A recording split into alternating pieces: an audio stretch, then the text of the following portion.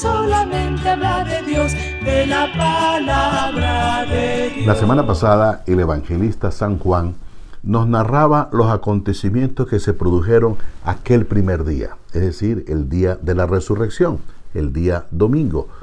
Y también nos narró lo que se produjo 8 días después, ya con la presencia de Tomás, el mellizo, que estaba con ellos. Hoy, otro evangelista, San Lucas, viene a narrarnos lo que sucedió ese mismo día, el día de la resurrección, el día domingo, pero por la tarde, y en un lugar fuera de la ciudad de Jerusalén. Veamos lo que nos dice el Evangelio. Ellos, por su parte, contaron lo que había pasado en el camino y cómo le habían conocido en la fracción del pan. Estaban hablando de estas cosas cuando él se presentó en medio de ellos y les dijo: la paz con vosotros. Sobresaltados y asustados creían ver un espíritu, pero él les dijo: ¿por qué os turbáis? ¿Y por qué se suscitan dudas en vuestro corazón? Mirad mis manos y mis pies. Soy yo mismo. Palpadme y ved que un espíritu no tiene carne y huesos como veis que yo tengo. Y diciendo esto, les mostró las manos y los pies. Como ellos no acabasen de creerlo a causa de la alegría y estuviesen asombrados, les dijo: ¿tenéis aquí algo de comer? Ellos le ofrecieron parte de un pez asado. Lo tomó y comió delante de ellos.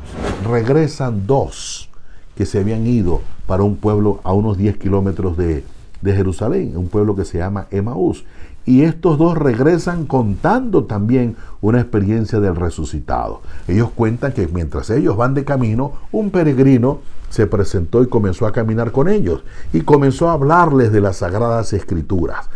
Y al final era tan agradable la conversación que ellos no quisieron que ese peregrino se fuera, sino que lo invitaron a que se quedara con ellos. El peregrino se queda y cuando van a comer, el peregrino pronuncia las mismas palabras que había pronunciado Jesús en la última cena y parte el pan. En ese momento ellos descubren que ciertamente aquel peregrino no es otro sino Jesús resucitado. Lo reconocen en el partir el pan y ellos salen corriendo y van donde están los otros discípulos a contarles esa experiencia. Estando contando esa experiencia, se presentó Jesús diciéndole: paz con vosotros. Lo curioso aquí es que se llenan de temor, se llenan de miedo, hasta el punto que Cristo dice: ¿por qué se asustan? Si tú estás reunido en tu casa, conversando de un ser querido, están conversando, están hablando, y resulta que de repente tocan el timbre y es esa persona de la que ustedes están conversando, eso más bien produce alegría. ¿Qué le dirías tú? Oye, qué sorpresa, qué grata sorpresa, casualmente estábamos hablando de ti. Entonces lo curioso aquí es que estando hablando de Jesús, estando contando las experiencias de Jesús, estando tan contentos porque lo han visto, que de repente lo ven y se espavientan, se asustan, se espantan. Ellos creen ver un fantasma. Porque tengamos en cuenta que San Lucas está escribiendo a una comunidad que tiene mucha influencia de la filosofía griega, donde la filosofía griega habla de la dualidad del cuerpo y alma. Es decir, para ellos el ser humano, la persona, es cuerpo y es alma. Una vez que la persona muere, el cuerpo queda en un lugar y el alma queda como divagando, allí como una sombra. Eso es lo que ellos llaman espíritu.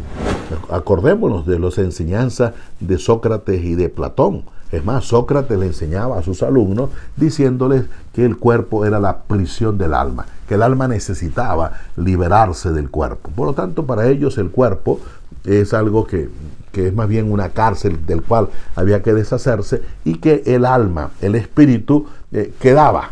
Por eso cuando quería manifestarse a los vivos, se manifestaba de una forma de sombra, una forma incomprensible, que ellos por lo tanto lo llamaban espíritu o lo llamaban fantasma. En esa mentalidad ellos creen ver un espíritu, ellos creen ver un fantasma. Y es aquí el esfuerzo de San Lucas en querer convencer a sus oyentes que efectivamente no es un fantasma, que no es un espíritu, y les hace entender que realmente la persona pasa a través de la muerte, sin embargo sigue siendo la misma persona. El resucitado no es un espíritu diferente al cuerpo, el resucitado tiene también un cuerpo. Por eso dice: vean mis manos y mis pies. ¿Por qué? Porque tiene un cuerpo. Pero ojo, es un cuerpo espiritual, no es un cuerpo material, es un cuerpo espiritual. Un cuerpo espiritual transformado, definitivamente un cuerpo distinto, pero sigue siendo la misma persona. Por eso, estas son mis manos y estos son mis pies. Es el mismo Jesús. Es el esfuerzo que hace San Lucas en su lenguaje, tratar de convencer a aquella gente que una persona pasa por la muerte sin dejar de ser la persona. Y esa misma persona participa de la resurrección naturalmente en un cuerpo distinto, en un cuerpo glorioso, transformado, pero que la persona como tal permanece.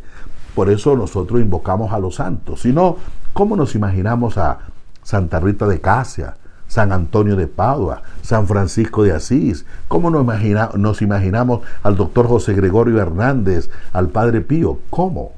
Luego agrega, mire mis manos y mis pies, soy yo, es decir, sí, es la persona. Ya veíamos cómo San Juan nos hacía ver el sentido de las manos, ya lo explicamos. Esas manos que manifiestan la obra y el amor de Jesucristo por la humanidad. Ahora nos presenta los pies, esos pies que han venido de tan lejos, los pies de Dios en Jesucristo por amor a la humanidad. Lo entendemos, por ejemplo, cuando una persona está enamorada, no le importa qué tanto tiene que recorrer para encontrarse con el ser amado. Lo recorre, se le hace corto. Pues a Dios no le importó qué tanto tenía que recorrer para encontrarse con nosotros. Ahora nosotros tendríamos que seguir esos pasos de Jesucristo, los pasos que Él dio, hacia dónde se encaminó. Esos pasos lo llevaron a ayudar al necesitado. Esos pasos lo condujeron inclusive hasta el Calvario.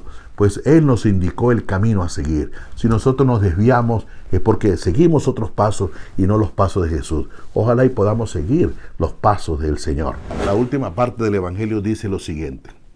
Después les dijo, estas son aquellas palabras mías que os hablé cuando todavía estaba con vosotros.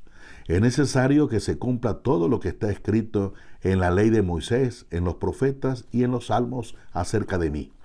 Y entonces abrió sus inteligencias para que comprendieran las Escrituras, y les dijo, así está escrito que el Cristo padeciera y resucitara de entre los muertos al tercer día, y se predicara en su nombre la conversión para perdón de los pecados a todas las naciones, empezando desde Jerusalén. Vosotros sois testigos de estas cosas. Esta última parte, Jesucristo aprovecha la ocasión para catequizarnos, así como lo hizo con aquellos que van camino a Emaús. De igual forma aprovecha aquí para catequizarlos y decirles, en las Sagradas Escrituras está escrito todo esto. Es decir, nos invita a leer la Biblia. Tenemos en la casa Biblias. Lamentablemente las tenemos a veces empolvadas. A veces las tenemos abiertas en un salmo durante todo el año. Cristo nos invita, vamos a leer las Sagradas Escrituras. Hay gente que dice, es que yo no entiendo. ¿Cómo vas a entender si la abres así al azar? Ningún libro se entiende abriéndolo al azar. Por eso, comienza a leer un libro de la Biblia. En la Biblia hay 72 libros. Comienza a leer un libro, el que tú quieras. Termínelo, comienza a leer otro. Tengamos amor por la palabra de Dios. Tengamos amor por las Sagradas Escrituras. Cristo nos invita a leer la Biblia, nos catequiza y al mismo tiempo somos nosotros los invitados también a catequizar a los demás. Es muy lamentable que la generación de hoy sepa manejar mucho la tecnología y no sepa manejar la Biblia. No saben buscar un capítulo, un versículo, y cuando uno se reúne con las personas dicen, Padre, ¿en qué página está eso?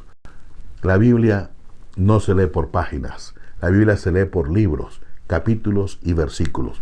Ojalá y nosotros tengamos interés en aprender, por lo menos, a buscar citas bíblicas. Al final, Cristo nos dice, para la conversión de los pecados de todas las naciones, empezando desde Jerusalén. Claro, si en Jerusalén fue donde se cometió la injusticia más grande, el crimen más grande, matando al Hijo de Dios, ¿cómo no vamos a pedir por el perdón de los pecados de Jerusalén? Pues bien, que el Señor nos ayude a seguir viviendo con gozo esta Pascua, esta alegría de que Él está vivo y Él vino a destruir la muerte, tu muerte y mi propia muerte. No vamos a ser distintos, vamos a ser el mismo, pero gloriosos, transfigurados. Quiera Dios que tengamos amor por las Sagradas Escrituras. Les deseo a todos una feliz semana.